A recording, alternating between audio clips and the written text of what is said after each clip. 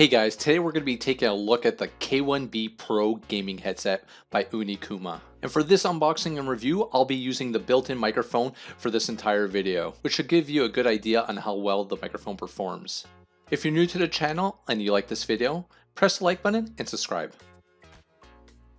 This headset offers 50mm drivers and a wide range of supported devices like the PS5, PS4, Xbox Series X, Xbox One, Nintendo Switch, and really any device that has a 3.5mm jack. Without further ado, let's just get into the unboxing.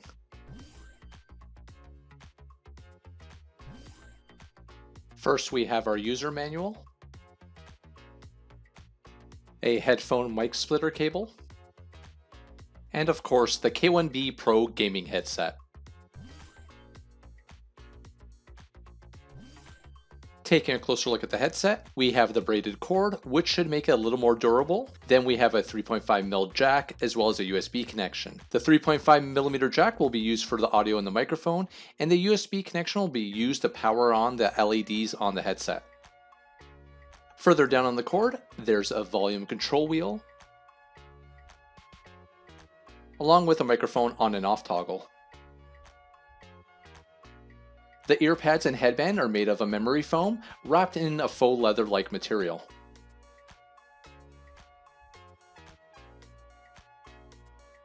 On the ear cups, we have the branding along with red LED lights to give it that nice fancy look. The band is fully adjustable, so you should be able to find the perfect size to meet your needs. The headset is completely made of plastic and is very flexible. And unless you're super rough with them, I don't see them breaking very easily with everyday use. The microphone arm rotates 120 degrees and is easily adjustable. While the microphone arm is flexible, it's pretty short, so if you're someone that likes the microphone directly in front of your mouth, it won't reach. Next, let's check out an audio sample to see how loud these get.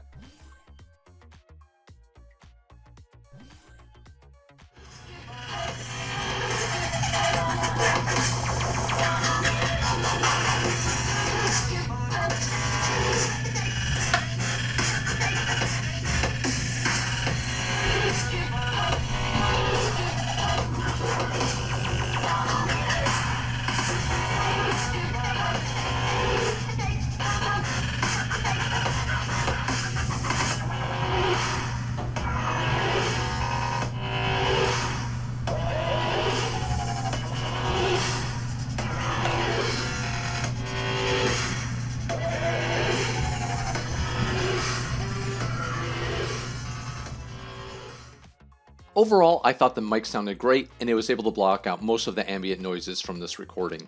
Now in terms of sound, I thought they were fine for gaming, and I was able to hear all the footsteps and the background noises during gameplay. Using them for music playback though, I did find that the mids and the highs were pretty flat, and that the bass was okay.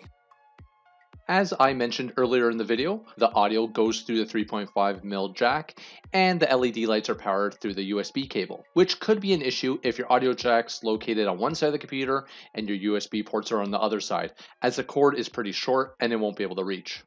This is where I'm going to wrap up the video. All product links can be found in the description down below, and since you're there, hit the like button and don't forget to subscribe. Thanks for watching, and I'll see you on the next one.